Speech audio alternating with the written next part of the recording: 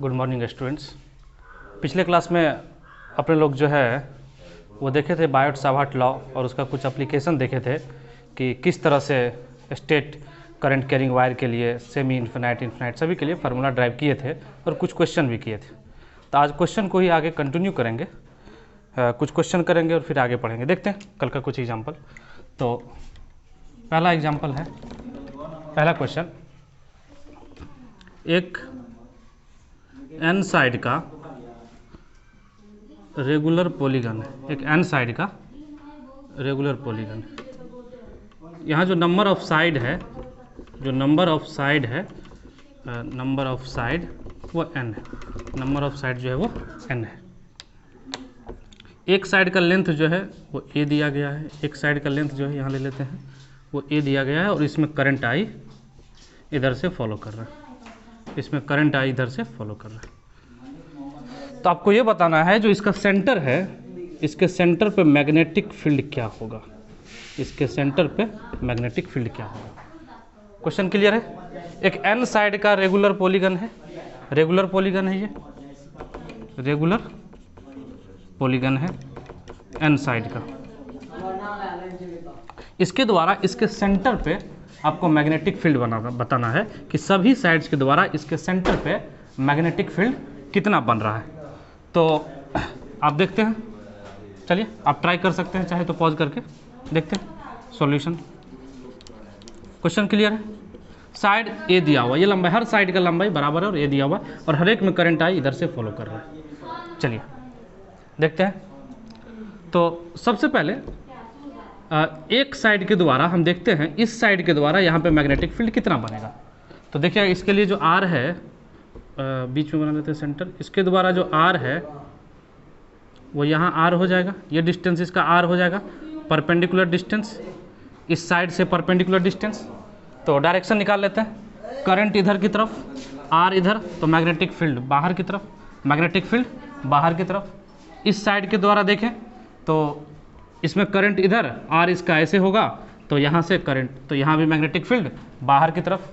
तो इसका मतलब हुआ कि किसी एक साइड के द्वारा हम मैग्नेटिक फील्ड को कैलकुलेट करेंगे और अगर n से मल्टीप्लाई कर देंगे तो जितने भी साइड्स हैं इस पॉलीगन का, सभी के द्वारा यहाँ पे मैग्नेटिक फील्ड आ गया, क्योंकि सभी के द्वारा जो डायरेक्शन है वो सेम है। तो चलिए सब इसके द्वारा निकालते हैं। तो यहाँ से देख लेते हैं कि ये एंगल कितना बना रहा है। इस एंगल को मान लेते हैं अल्फ़ा है, इस एंगल को मान लेते हैं बीटा है, इस एंगल को अल्फ़ा और इसको बीटा। चलिए बहुत अच्छा, बहुत बढ़िया। ये पूरा का पूरा साइड ए है, तो ये जो लाइन है ये परपेंडिकुलर है इसके ऊपर, तो ये a/2 हो जाएगा, ये लाइन जो है ये a/2 हो जाएगा और ये भी जो है वो a/2 हो जाएगा। चलिए बहुत अच्छा, समझिएगा टोटल साइड जो है वो n है और यहाँ पे जो टोटल एंगल होता है सेंटर पे वो 2 पाई होगा। कंप्लीट जो यहाँ से एंगल पूरा घूमेगा वो 2 पाई होगा। तो n साइड में एंगल 2 पाई है, n साइड में जो एंगल है वो 2 पाई है। तो एक साइड जो अपने सेंटर पे एंगल बनाएगा, कहने का मतलब आप देखिए ध्यान से, जो ये साइड है ये अपने सेंटर पे जो एंगल बना रहा है वो अल्फ़ा प्लस बीटा बना रहा है। तो जो एक साइड जो एंगल बना रहा है अल्फ़ा प्लस बीटा यहाँ पे, वो क्या हो जाएगा, वो हो जाएगा 2 पाई divided by n, 2 pi divided by n। और आप ध्यान से देखिए कि ये एक ट्रायंगल और ये ट्रायंगल आपस में कंगुरेंट है, आपस में कंगुरेंट, तो अल्फ़ा और बीटा आपस में इक्वल होगा। तो alpha equals to beta equals to pi by n, alpha equals to beta equals to pi by n। चलिए बहुत अच्छा। फिलहाल इस डिस्टेंस को, इस सेंटर से जो डिस्टेंस है इसको r मान लीजिए, इसको r मान लीजिए, यहाँ पे बीटा है, इसको r मान लेते हैं। चलिए तो बायोट-सावर्ट लॉ के अनुसार इस स्टेट वायर के द्वारा जिसमें करंट आई जा रहा है, इसके द्वारा इसके सेंटर पे जो मैग्नेटिक फील्ड होगा वो होगा B equals to mu naught I divided by 4 pi r sine alpha plus sine beta, sine alpha plus sine beta. अपने लोग अल्फ़ा और बीटा का वैल्यू ऑलरेडी कैलकुलेट कर चुके हैं पाई बाय n। यहाँ पे r देखिए, r क्वेश्चन में गिवन नहीं था, तो r का वैल्यू निकालने के लिए अपने लोग यहाँ से थोड़ा सा कर लेते हैं, यहाँ से टेन थीटा निकाल लेते हैं, टेन थीटा, यहाँ से टेन अल्फ़ा बता दीजिएगा इस ट्रायंगल में क्या होगा, टेन अल्फ़ा। तो टेन अल्फ़ा इक्वस टू हो जाएगा इस ट्रायंगल में, टेन अल्फ़ा इक्वस टू हो जाएगा परपेंडिकुलर डिवाइडेड बाय बेस, तो a/2 डिवाइडेड बाय r, तो tan alpha equals to a/2 divided by r, तो r इक्वल्स टू क्या हो जाएगा a/2 tan alpha, a/2 tan alpha, a/2 tan alpha. तो b equals to क्या हो जाएगा यहाँ से, अच्छा ये तो एक वायर के द्वारा था, अगर n साइड के द्वारा मैग्नेटिक फील्ड होगा, सभी का डायरेक्शन सेम है, तो मल्टीप्लाई बाय n, तो b नेट जो हो जाएगा, b नेट जो हो जाएगा एट सेंटर हो जाएगा mu naught I divided by 4 pi, r के जगह क्या लिख सकते हैं a/2 टेन अल्फा, तो यहाँ वैल्यू पुट कर दीजिए a/2 tan alpha, a/2 tan alpha. चलिए अल्फा का वैल्यू निकाल चुके हैं अपने लोग पाई बाय एन, बीटा का भी वैल्यू निकाल चुके हैं पाई बाय एन, तो यहाँ हो जाएगा sine pi by n plus sine beta भी pi by n into n. इस n और इस n को कैंसिल मत कर दीजिएगा, क्योंकि ये n मल्टीप्लाई में और ये n जो है ये साइन का आर्गूमेंट है, कहने का मतलब साइन का ये एंगल है। चलिए अच्छा यहाँ पे भी अल्फा का वैल्यू लिख सकते हैं पाई बाय एन, तो लिख ही दीजिए, यहाँ पे भी अल्फा का वैल्यू क्या हो जाएगा पाई बाय एन, अल्फा का वैल्यू पाई बाय एन। चलिए थोड़ा जगह कम पड़ रहा है, ऊपर मिटा लेते हैं, चलिए थोड़ा इधर लिख लेते हैं, इसको लिख लीजिए जल्दी जल्दी आप लोग। तो देखिएगा बी नेट क्या हो जाएगा यहाँ से, B net equals to mu naught I divided by, अच्छा इस 2 से इस 2 को 4 को कैंसिल करेंगे तो यहाँ 2 बचेगा, डिवाइडेड बाय 2 पाई a, देखिएगा sine pi by n, sine pi by n, 2 sine pi by n, 2 sine pi by n into ये n है, और इंटू ये 10 जो है नीचे में है तो ये ऊपर चला जाएगा, तो ये हो जाएगा 10 पाई बाय एन, ये हो जाएगा 10 पाई बाय एन, यहाँ 2 से 2 कैंसिल हो गया, तो बी नेट जो हो गया वो हो गया म्यू नॉट I या n को ले लीजिए mu naught n I sine pi by n 10 pi by n divided by, यहाँ पाई बचा और यहाँ पे ए बचा, पाई इंटू ए, तो ये हो गया आपका B net at the centre, B net at the centre, B net at the centre. नीचे मिटा देते हैं, चलिए इसको लिख लीजिए जल्दी से आप लोग।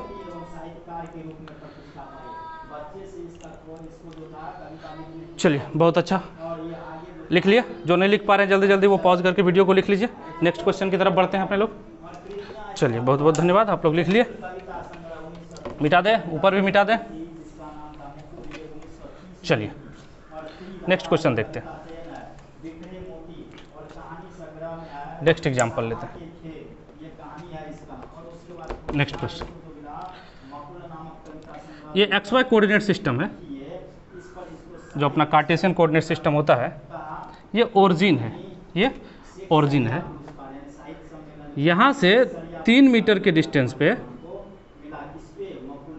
3 मीटर के डिस्टेंस पे एक वायर अंदर की तरफ है, जिसमें करंट I है, जिसमें करंट I है, जिसमें करंट जो है स्मॉल I, करंट I है, ये मीटर है। इस ओरिजिन से 3 मीटर के डिस्टेंस पे पीछे भी एक वायर है जो अंदर की तरफ है, मतलब इस तरह से घुस रहा है वायर बोर्ड के अंदर, इस तरह से जो है वायर बोर्ड के अंदर घुस रहा है, यहाँ भी वायर जो है बोर्ड के अंदर घुस रहा है, यहाँ भी करंट जो है I है, और इसका भी जो डिस्टेंस है यहाँ से वो 3 मीटर है। तो इस ओरिजिन से Y एक्सिस पे 4 मीटर के डिस्टेंस पे, 4 मीटर के डिस्टेंस पे आपको बताने हैं मैग्नेटिक फील्ड।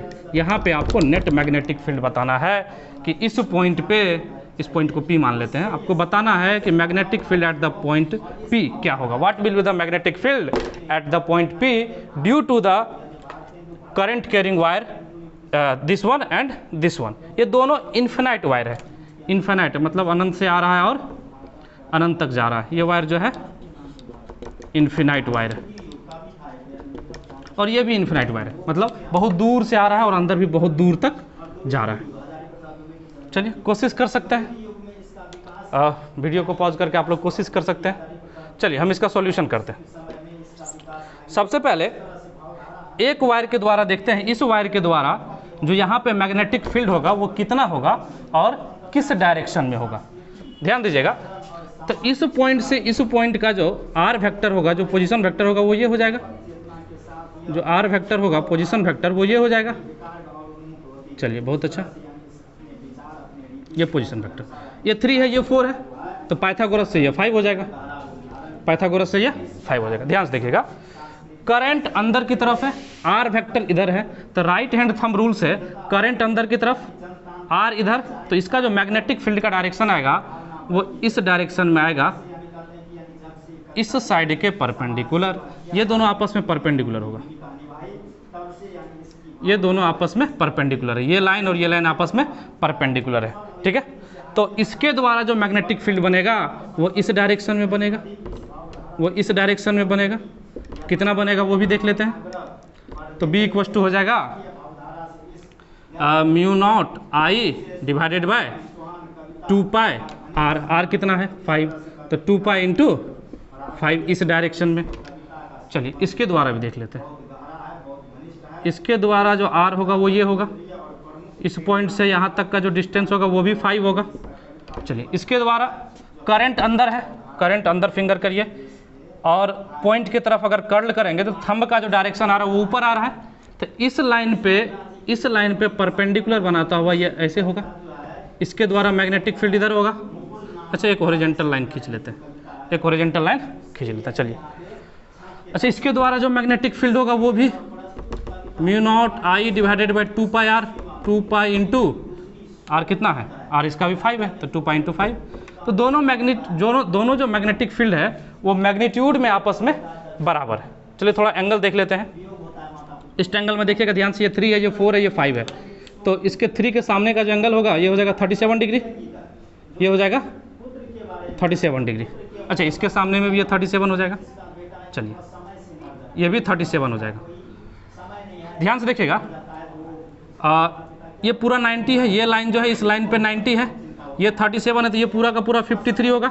ये एंगल जो है ये एंगल 53 होगा, तो ये एंगल जब 53 होगा तो ये एंगल फिर से क्या हो जाएगा 37, ये एंगल फिर से क्या हो जाएगा 37।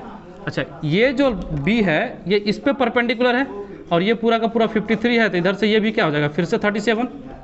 तो कहने का मतलब दोनों मैग्नेटिक फील्ड जो है हॉरिजॉन्टल लाइन से जो एंगल बना रहा है वो 37 डिग्री का बना रहा है, इधर से भी 37 और इधर से भी 37। चलिए बहुत बढ़िया, गर्मी काफ़ी है, कोई बात नहीं फिर भी। तो अब क्या करेंगे देखिएगा ध्यान से, इस B का 2 कंपोनेंट टूटेगा, एक हॉरिजॉन्टल कंपोनेंट इस डायरेक्शन में और एक वर्टिकल कंपोनेंट नीचे की तरफ। इस B के भी 2 कंपोनेंट टूटेंगे, एक हॉरिजॉन्टल डायरेक्शन में इधर और एक वर्टिकल डायरेक्शन में इधर।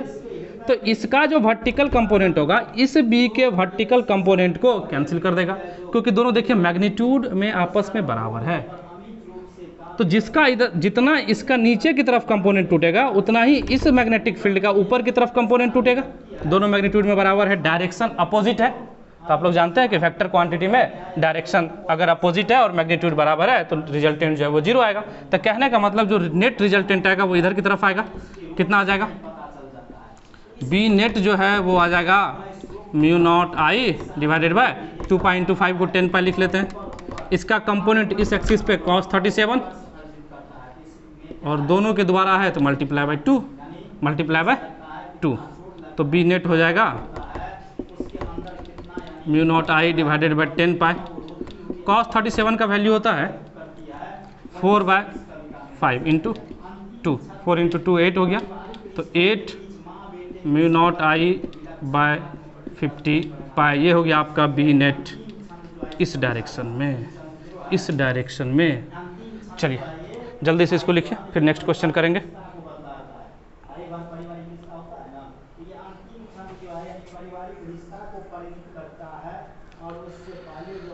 चलिए लिख लिए सभी लोग, मिटा दें। चलिए इसको मिटा देते हैं।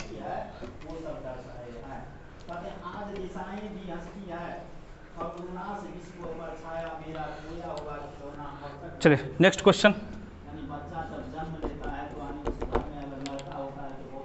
थोड़ा सा अच्छा क्वेश्चन है, देखिएगा नेक्स्ट क्वेश्चन। एक इन्फिनाइट प्लेन वायर है, कहने का मतलब है ये वायर जो है ये इधर से आ रहा है, इन्फिनाइट से आ रहा है, इन्फिनिटी से आ रहा है और इन्फिनिटी तक जा रहा है। इसके पैरेलल एक और वायर है, ये पूरा का पूरा जो है ये चिपटा हुआ वायर है, जिसका डिस्टेंस जो है बीच का जो चौड़ाई है, जो विड्थ है वो d है, और पूरे वायर में जो करंट जा रहा है ऊपर की तरफ वो I जा रहा है, कहने का मतलब आप अगर वायर को देखेंगे ध्यान से तो आप समझिए इस तरह से कि ये चिपटा वायर है, मतलब इस तरह से वायर है, पूरा प्लेन सीट की तरह वायर है, जो पीछ नीचे से आ रहा है, इन्फिनिटी से आ रहा है, इधर नीचे भी इन्फिनिटी से आ रहा है, मतलब माइनस इन्फिनिटी से आ रहा है और प्लस इन्फिनिटी की तरफ जा रहा है। और इसका जो चौड़ाई दिया है, जो विड्थ दिया हुआ है, ये वो दिया हुआ है डी, जो विड्थ दिया हुआ है वो दिया हुआ है डी। और इसमें जो करंट फॉलो कर रहा है वो आई कर रहा है, मतलब पूरे इस सीट से, जो ये सीट की तरह जो वायर है ऊपर की तरफ, इस पूरा सीट से जो है आई करंट जा रहा है। तो आपको बताने हैं, यहाँ से एक पॉइंट एल डिस्टेंस पे एक पॉइंट पी है, यहाँ से एल डिस्टेंस पे एक पॉइंट पी है, इस पॉइंट पी पे आपको मैग्नेटिक फील्ड बताना है due to this current carrying wire. Question समझ में आया कि एक चिपटा हुआ वायर है, ये मटेरियल है, अंदर में मटेरियल भरा हुआ है, ये खाली नहीं है, ये अंदर में मटेरियल भरा हुआ है, ठीक है। ये चिपटा सा वायर है, इसमें करंट आई फॉलो कर रहा है और इसके इस साइड से एल डिस्टेंस पे एक पॉइंट पी है और इस पॉइंट पी पे आपको मैग्नेटिक फील्ड बताना है कि कितना होगा। चलिए ट्राई कर सकते हैं आप लोग, नहीं तो लास्ट में तो हम तो करेंगे ही। चलिए देखिएगा, सबसे पहले डायरेक्शन देख लेते हैं एक बार। करंट ऊपर की तरफ, इधर रखिए, करंट ऊपर की तरफ, करंट ऊपर की तरफ, मैग्नेटिक फील्ड यहाँ निकालना है तो आर ये हो जाएगा, तो इस तरह से तो डायरेक्शन क्या हो जाएगा, अंदर की तरफ, डायरेक्शन क्या हो जाएगा, अंदर की तरफ। चलिए अब देखिए, मान लेते हैं कि यहाँ पे जो करंट ऊपर की तरफ जा रहा है उससे इसका डिस्टेंस कुछ और होगा और इसके बगल में जो पॉइंट होगा उसका डिस्टेंस यहाँ से कुछ और होगा। तो कहने का मतलब जितना भी इधर पॉइंट है हर का डिस्टेंस यहाँ से अलग अलग है, तो मैग्नेटिक फील्ड भी अलग अलग होगा। तो इसके लिए इंटीग्रेशन का यूज़ करना होगा, क्योंकि अलग अलग पॉइंट के लिए मैग्नेटिक फील्ड जो है अलग अलग आ रहा है। चलिए, तो इस पॉइंट से x डिस्टेंस पे, इस पॉइंट से x डिस्टेंस पे, इस पॉइंट से x डिस्टेंस पे एक छोटा सा एलिमेंट मान लेते हैं dx, एक छोटा सा एलिमेंट मान लेते हैं dx, इसका मोटाई मान लेते हैं dx, ये जो पतला सा एक एलिमेंट है, इस पॉइंट से x डिस्टेंस पे वायर के अंदर एक पतला सा एलिमेंट मान लिए dx, एक पतला सा एलिमेंट मान लिए dx। देखते हैं इस dx के द्वारा यहाँ पे कितना मैग्नेटिक फील्ड होता है। इस dx मोटाई के द्वारा एक छोटा सा मैग्नेटिक फील्ड बनेगा dv। तो सबसे पहले तो ये निकाल लेते हैं कि इस dx जो एलिमेंट है, जो चौड़ाई है dx, इससे करंट कितना फॉलो करेगा। तो ध्यान से देखिए, d विड्थ में करंट I था तो यूनिट विड्थ में हो जाएगा I/d, तो dx में क्या हो जाएगा, I/d इंटू dx, यही हो जाएगा अपना छोटा सा करंट di, यही हो जाएगा अपना छोटा सा करंट di। चलिए, तो इसके लिए जब मैग्नेटिक फील्ड लिखेंगे तो हो जाएगा B बराबर mu naught I divided by mu naught I छोटा सा current di 2πx, mu naught di divided by 2πx। di का वैल्यू यहाँ से पुट कर देते हैं, तो B इक्वल्स टू हो जाएगा म्यू नॉट, di का वैल्यू है I/d dx divided by 2πx divided by 2πx। चलिए, जगह थोड़ा कम पड़ रहा है, ऊपर मिटा लें, ऊपर मिटा लें। चलिए ध्यान से देखिएगा, ये छोटा सा मैग्नेटिक फील्ड है, इसको dB लिख लें, ये क्योंकि ये di के द्वारा है ना, तो इसलिए छोटा सा मैग्नेटिक फील्ड होगा, इसलिए इसको dB लिख लेते हैं। तो dB इक्वल्स टू हो जाएगा, यहाँ देखिएगा mu naught constant, I constant, D constant, 2 constant, pi constant, तो जो जो कांस्टेंट है उसको बाहर कर लेते हैं, एक साथ कर लेते हैं। Mu naught I divided by 2πd, mu naught I divided by 2πd dx upon x, dx upon x, integration ले लेते हैं, ठीक है। तो इधर तो dB का इंटीग्रेशन b हो जाएगा और इधर लिमिट कहाँ से कहाँ तक होगा, देखिएगा x जो मिनिमम है जब ये इस पॉइंट पे होगा, यहाँ से डिस्टेंस इस पॉइंट का l है और इस सिरा का, इस एंड का जो डिस्टेंस है वो l प्लस d, तो इसका जो लिमिट हो जाएगा l से लेके l प्लस d तक। तो यहाँ से b इक्वल हो जाएगा mu naught I divided by 2πd, mu naught I divided by 2π dx by x, 1/x का इंटीग्रेशन ln x, 1/x का integration ln x, limit l से लेके l plus d, limit l से लेके l plus d, इसको मिटा दे, मिटा दे। चलिए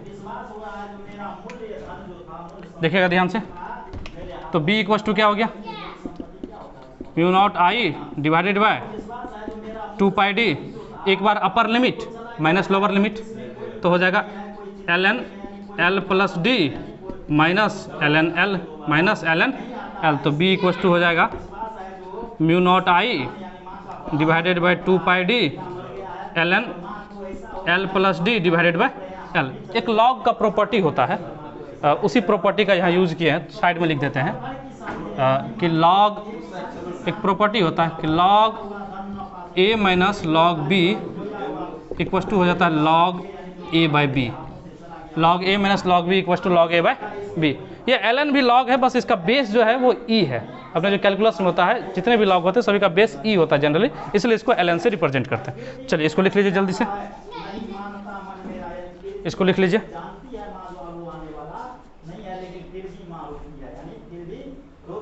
इसको लिख लीजिए।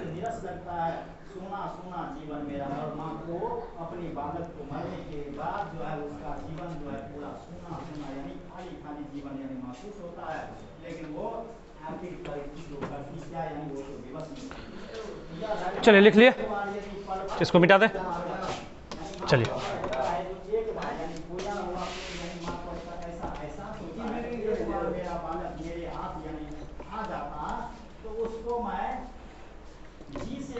चलिए अगला एक और डेरिवेशन है, इसी बायोट सावर्ट लॉ का एप्लीकेशन करते हुए एक डेरिवेशन है,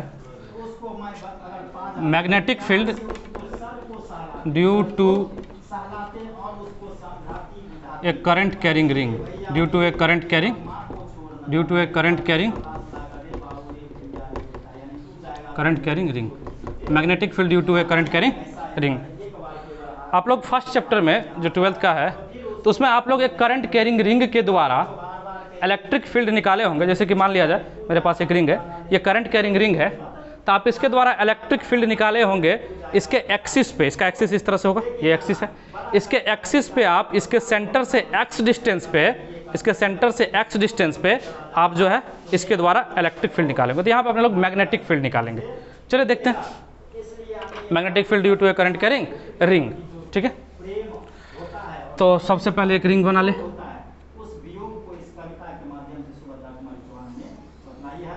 ये रिंग बना लिए जिसका रेडियस आर है,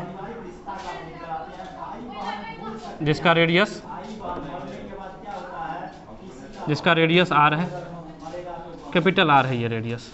इसके सेंटर से एक्स डिस्टेंस पे, इसके सेंटर से एक्स डिस्टेंस पे किसी पॉइंट पे हमको मैग्नेटिक फील्ड बताना है, और इसमें जो करंट है इस तरह से आ रहा है, इसमें जो करंट है इस तरह से आ रहा है। चलिए आराम आराम से करेंगे, कोई दिक्कत की बात नहीं है, आराम से हो जाएगा। बस फिगर थोड़ा सा 3D है तो थोड़ा सा आपको एजम्पशन लेना होगा, थोड़ा सा एज्यूम करना होगा, ठीक है, 3D फोटो को। यहाँ पे करंट क्या होगा इस डायरेक्शन में, और यहाँ पे करंट क्या हो जाएगा इस डायरेक्शन में। करंट का वैल्यू मान लेते हैं आई, करंट का जो है वैल्यू मान लेते हैं आई। चलिए इस पॉइंट पे देखते हैं। सबसे पहले क्या करते हैं कि ये जो टॉप पॉइंट है यहाँ पे एक छोटा सा एलिमेंट डीएल कंसीडर कर लेते हैं, यहाँ एक छोटा सा एलिमेंट डीएल कंसीडर कर लेते हैं। अब देख लेते हैं कि इस डीएल के द्वारा जो इस पॉइंट पे मैग्नेटिक फील्ड बनेगा वो कितना बनेगा। तो यहाँ से अगर आर वेक्टर बनाए जो कि बायोट सावर्ट लॉ में आर होता था, तो वो आर ऐसे होगा, वो आर इस तरह से होगा। इस एंगल को मान लेते हैं थीटा, इस एंगल को मान लेते हैं थीटा। ध्यान से देखिएगा कि मैग्नेटिक फील्ड का डायरेक्शन किधर होगा, मैग्नेटिक फील्ड का डायरेक्शन किधर होगा। ये रिंग है अपना, ध्यान दीजिएगा, ये रिंग है अपना, करंट इस तरह से आ रहा है, ऐसे करंट जो है इस तरह से घूम रहा है। तो करंट जब इस तरह से घूम रहा है तो ये जो ऊपर पॉइंट है डीएल, जो डीएल लंबाई, यहाँ पे करंट इधर की तरफ है, तो यहाँ पे करंट का डायरेक्शन ये हो गया। तो यहाँ पे जब करंट का डायरेक्शन ये हो गया, और जो अपना आर है वो इस तरह से, अपना आर जो है वो एक्सिस से ऐसे होगा। ध्यान से देखिए, अपना आर जो है वो ये होगा ना, यहाँ से थोड़ा सा ये झुका हुआ। तो यहाँ पे जब हम निकालेंगे मैग्नेटिक फील्ड का डायरेक्शन, तब ध्यान से देखिएगा, करंट का डायरेक्शन ये, करंट का डायरेक्शन ये, आर का ये, तो इस तरह से होगा। मतलब इस लाइन पे ये जो आर है, इस लाइन पे ये परपेंडिकुलर होता हुआ, देखिएगा ध्यान से, इस लाइन पे परपेंडिकुलर होता हुआ जो छोटा सा मैग्नेटिक फील्ड बनेगा इस तरह से, छोटा सा मैग्नेटिक फील्ड बनेगा इस डायरेक्शन में। ये छोटा सा मैग्नेटिक फील्ड मान लेते हैं डीबी है, छोटा सा मैग्नेटिक फील्ड मान लेते हैं कि ये डीबी है। चलिए देखते हैं, ये आर है, ये एक्स है, पाइथागोरस से ये क्या हो जाएगा, ये जो आर है इसका मैग्नीट्यूड कितना हो जाएगा, अंडर रूट आर का स्क्वायर प्लस एक्स का स्क्वायर, आर का स्क्वायर प्लस एक्स का स्क्वायर। चलिए इसका डायरेक्शन मिल गया। अब नीचे जो छोटा सा एक एलिमेंट यहाँ भी देख लेते हैं कि इसके द्वारा मैग्नेटिक फील्ड का डायरेक्शन किधर होता है। तो यहाँ से जो आर वेक्टर बनेगा वो इस तरह से बनेगा, यहाँ से आर वेक्टर ऐसे बनेगा। देखिएगा ध्यान से, यहाँ पे करंट अंदर की तरफ है, करंट अंदर की तरफ, और ये जो है अपना आर है, ये जो है अपना आर है। तो यहाँ पे क्या हो जाएगा, अंदर की तरफ, और जब ऐसे घुमाएंगे राइट हैंड थंब रूल से तो यहाँ पे जो मैग्नेटिक फील्ड आएगा वो नीचे की तरफ आएगा। मतलब यहाँ से परपेंडिकुलर बनाता हुआ इस तरह से आएगा, यहाँ पे परपेंडिकुलर बनाता हुआ इस तरह से आएगा। यहाँ एक वर्टिकल लाइन खींच लेते हैं, यहाँ एक वर्टिकल लाइन, ध्यान दीजिएगा। ये एंगल थीटा है, ये 90 है, तो ये एंगल 90 माइनस थीटा हो जाएगा, ये एंगल हो जाएगा 90 माइनस थीटा। उसी तरह से इधर से भी ये एंगल थीटा होगा, ये एंगल थीटा है, ये 90 है, तो इधर से भी ये क्या हो जाएगा 90 माइनस थीटा। इस एलिमेंट के द्वारा भी यहाँ पे एक छोटा सा मैग्नेटिक फील्ड इधर की तरफ बनेगा dB। चलिए देखते हैं, अब dB का वैल्यू निकाल लेते हैं। dB इक्वल टू क्या हो जाएगा, mu naught I by 4 pi r cube, यहाँ होता है dl क्रॉस r, ध्यान दीजिएगा dl क्रॉस r, तो dl into r into sine, और dl और r के बीच का angle dl cross r, dl r sine theta. और थीटा यहाँ देख के थीटा ये नहीं ले लेना, यहाँ पे थीटा दिया हुआ है। कई लोग के मन में आता है कि सर a क्रॉस b तो ये भी साइन थीटा होता है, तो यहाँ से थीटा उठाइए और यहाँ डाल दीजिए। देखिए ये जो यहाँ पे जो एंगल आएगा वो dl और r के बीच का एंगल आएगा। तो थोड़ा सा हम विजुलाइज कर लेते हैं कि dl और r के बीच का एंगल है क्या। देखिएगा ध्यान से, इस रिंग पे ऊपर माने थे dl का डायरेक्शन इधर, यहाँ पे करंट का डायरेक्शन इधर, और अपना जो r था वो इस तरह से है, जो अपना r है वो इस तरह से है, इस तरह से ऐसे झुका हुआ, थोड़ा सा ध्यान देखिए ऐसे झुका हुआ है थोड़ा सा। तो देखिएगा इस दोनों के बीच जो एंगल है वो साइन 90 है, इस दोनों के बीच जो एंगल है वो साइन 90 है। तो ये जो है dl और r के बीच का जो एंगल हुआ वो 90 हुआ, तो यहाँ पे आ जाएगा साइन 90, यहाँ पे आ जाएगा साइन 90। चलिए बहुत अच्छा, बहुत बढ़िया। एक r से एक r खत्म हो जाएगा, तो dB इक्वल टू हो जाएगा mu naught I divided by 4 pi r square sine 90, तो 1 हो गया। और यहाँ पे हो जाएगा dl, यहाँ पे हो जाएगा dl, यहाँ पे हो जाएगा dl, ठीक है। चलिए ये dB मिला अपने लोग को। अब देखिए इस dB का 2 कंपोनेंट टूटेगा। अब क्यों टूटेगा वो भी समझिए, ध्यान दीजिए। जो ऊपर वाला dl एलिमेंट है उसके द्वारा मैग्नेटिक फील्ड का डायरेक्शन इस डायरेक्शन में है, और नीचे वाला जो एलिमेंट माने हैं उसके द्वारा मैग्नेटिक फील्ड का डायरेक्शन इधर है। तो मतलब एक ही रिंग पे अलग अलग एलिमेंट के द्वारा जो मैग्नेटिक फील्ड का डायरेक्शन है वो अलग अलग आ रहा है। और जैसे ही डायरेक्शन अलग अलग आया तो हमको कंपोनेंट तोड़ के ऐड करना। अगर डायरेक्शन सेम आ जाता तो कोई दिक्कत नहीं था।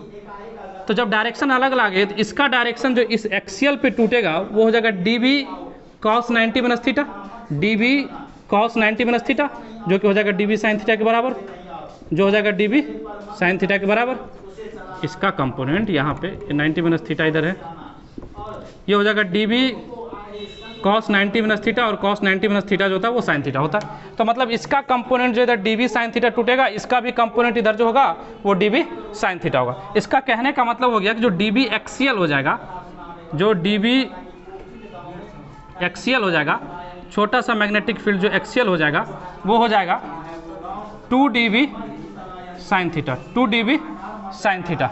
अच्छा इसको लिखिए, ऊपर मिटाएंगे 2 dB साइन थीटा। चलिए बहुत अच्छा, इधर थोड़ा मिटा देते हैं, जगह कम पड़ रहा है, कोई बात नहीं। तो देखिए जो dB एक्सियल है, जो छोटा सा मैग्नेटिक फील्ड एक्सियल डायरेक्शन में है वो हो जाएगा 2 dB साइन थीटा। तो 2 into mu naught I, dB का वैल्यू रखेंगे mu naught I dl divided by 4 pi r cube sine theta. यहाँ 2 से 2 कैंसिल होगा, ठीक है। इंटीग्रेशन ले लेते हैं, इंटीग्रेशन ले लेते हैं, तो ये तो हो जाएगा पूरा का पूरा B एक्सियल, ठीक है। 2 से 2 कैंसिल हो जाएगा, म्यू नॉट कॉन्स्टेंट है, I कॉन्स्टेंट है, नीचे में 2 पाई। अच्छा यहाँ आर क्यूब भी कांस्टेंट है और साइन थीटा भी कांस्टेंट है। अच्छा आर क्यूब नहीं, आर स्क्वायर है, सॉरी। यहाँ आर स्क्वायर कर लीजिए, यहाँ आर स्क्वायर है, यहाँ आर का स्क्वायर कर लीजिए, आर का square sine theta integration of dl, integration of dl। समझिएगा यहाँ पे जो साइन थीटा है और r जो है वो कांस्टेंट है, इसीलिए इंटीग्रेशन से बाहर हो गया। ध्यान दीजिएगा आप कि अपना जो करंट है वो इस तरह से घूम रहा है, करंट इस तरह से घूम रहा है, और जो अपना आर है वो यहाँ है, इस तरह से है आर, आर जो है वो इस तरह से, मतलब कहने का करंट ये है, आर ये है, और एक्सिस इधर से आके मिलेगा, कहने का मतलब एक्सिस इधर है और आर ये है, ये एंगल थीटा है, ये एंगल थीटा, इस एंगल को थीटा माने हैं। तो ये अगर पूरा का पूरा घूमता भी रहेगा इस पे ना, तो ये एंगल थीटा मेंटेन होगा, ये एंगल थीटा मेंटेन होगा, इसलिए साइन थीटा भी यहाँ पे क्या है, कांस्टेंट है। चलिए बहुत अच्छा, नीचे मिटा दे थोड़ा सा। चलिए तो डीएल का जो इंटीग्रेशन हो जाएगा छोटे छोटे एलिमेंट का पूरे सर्कल के लिए, वो 2 पाई आर हो जाएगा, 2 पाई आर हो जाएगा। तो जो बी एक्सियल हो जाएगा, मतलब एक्सिस के डायरेक्शन में हो जाएगा mu naught I divided by 2 pi r का स्क्वायर। साइन थीटा का वैल्यू रख लीजिए, साइन थीटा का वैल्यू इस ट्रायंगल में देखिए, साइन थीटा का परपेंडिकुलर बाय बेस, तो perpendicular by hypotenuse, perpendicular by hypotenuse, तो r divided by r, r divided by r, और डीएल का इंटीग्रेशन हो जाएगा 2 pi r, 2 pi r, 2 pi r. चलिए देखते हैं, तो हो जाएगा बी एक्सियल जो है वो हो जाएगा म्यू नॉट आई, ठीक है, 2 पाई से 2 पाई कैंसिल हो रहा है, नीचे में 4 पाई आर स्क्वायर आना चाहिए था, ठीक है। इसके द्वारा डी बी साइन थीटा, इसके द्वारा D B sine theta, 2 B sine theta, D B का वैल्यू निकाल चुके हैं। पॉज करो, हाँ ध्यान दीजिएगा, यहाँ पे जो है अपने लोग ये हाफ सर्कल के द्वारा भी नीचे वाला पार्ट के द्वारा इधर जो बन रहा था वो ले लिए हैं, और ऊपर से ही इधर ले लिए हैं, ठीक है। तो यहाँ पे 2 पाई आर नहीं पाई आर होगा, क्यों, क्योंकि 2 डीएल मान चुके हैं, एक नीचे भी मान चुके हैं, एक ऊपर भी मान चुके हैं। तो जब 2 डीएल मान चुके हैं तभी तो यहाँ पे 2 डीबी साइन थीटा लिए थे, तो ऊपर के द्वारा आधा अलग कंसिडर किया है और नीचे के द्वारा अलग कंसिडर किया, तो यहाँ पे क्या हो जाएगा पाई इंटू आर, ठीक है। तो ये हो जाएगा म्यू नॉट आई, पाई से पाई कैंसिल, पाई से पाई कैंसिल, तो mu naught I r square divided by 2 r cube, ठीक है। जब इसका वैल्यू रखेंगे तो mu naught I r square 2 r का वैल्यू रखिए, आर का वैल्यू है r square plus x square के पावर में आधा, तो r square plus x square के पावर जो होगा वो हो जाएगा 1/3/2। तो कहने का मतलब जो बी नेट हो गया, जो बी हो गया आपका, जो बी हो गया वो हो गया mu naught I r square divided by 2 r square plus x square के पावर 3/2। ये बी एक्सियल हो गया, ये जो है आपका बी एक्सियल हो गया, मतलब अलोंग द एक्सिस हो गया। ये जो बी हो गया वो हो गया अलोंग द एक्सिस। अब बी रेडियल की बात कर लेते हैं, बी रेडियल, ध्यान दीजिएगा बी रेडियल क्या हो जाएगा, इसका एक कंपोनेंट वर्टिकल इधर टूटेगा, एक कंपोनेंट वर्टिकल इधर टूटेगा, और इसका एक कंपोनेंट वर्टिकल इधर नीचे टूटेगा, तो एक का डायरेक्शन नीचे, एक का डायरेक्शन ऊपर, और दोनों के द्वारा मैग्नीट्यूड बराबर है, तो बराबर है, तो बी रेडियल जो है वो 0 हो जाएगा। तो जो बी नेट होगा अपना यही हो जाएगा, जो बी नेट है अपना, जो बी नेट है वो अपना यही हो जाएगा mu naught I r square divided by 2 r square x square के power 3/2 along the axis, along the axis, along the axis, मतलब एक्सिस के डायरेक्शन में। ध्यान दीजिएगा ये 2 पार्ट ले लिए थे, यहाँ पे db इधर से भी तोड़ लिए db साइन थीटा, इधर से भी तोड़ लिए db साइन थीटा, तो इसीलिए इसका जो है अपर वाला का पाई आर लिए और नीचे वाला का पाई आर लिए। अगर आप एक ही लेते तो 2 पाई आर लेना पड़ता, अगर सिर्फ db साइन थीटा लेते तो उस समय आपको 2 पाई आर लेना होता, लेकिन यहाँ पे अपने लोग दोनों कंसीडर किए इसलिए पाई आर, इसका पाई आर, इसका पाई आर, तो इसलिए ये पाई आर आएगा, ठीक है। चलिए इसको लिख लीजिए जल्दी से, चलिए लिख लिए, मिटा दे, मिटा दे, चलिए जो नहीं लिख पाए पॉज करके लिख लीजिए। रेडियल डायरेक्शन में मैग्नेटिक फील्ड 0 होगा, मैग्नेटिक फील्ड सिर्फ और सिर्फ एक्सियल डायरेक्शन में बनेगा। चलिए बी एट द सेंटर देख लेते हैं, बी एट द सेंटर, मान लिया जाए ये अपना रिंग है, ये अपना रिंग है, और इसके सेंटर पे निकालना, इसके सेंटर पे, तो सेंटर पे निकालने का मतलब हो गया eight the centre of ring, eight the centre of ring, eight the centre of ring निकालना। तो सेंटर ऑफ रिंग जैसे बात किए तो एक्स इसका 0 हो गया, तो एक्स 0 रख दीजिए फार्मूला में, तो हो जाएगा mu naught I r square divided by 2, देखिए यहाँ पे आर का स्क्वायर के पावर 3/2, एक्स तो 0 हो जाएगा, ठीक है। तो आर स्क्वायर प्लस 0 के पावर 3/2, ये 2 से 2 कैंसिल हो जाएगा, और यहाँ पे आर का क्यूब है, आर स्क्वायर खत्म हो जाएगा, तो बी सेंटर बराबर हो जाएगा mu naught I divided bye 2r। चलिए इसको लिख लीजिए।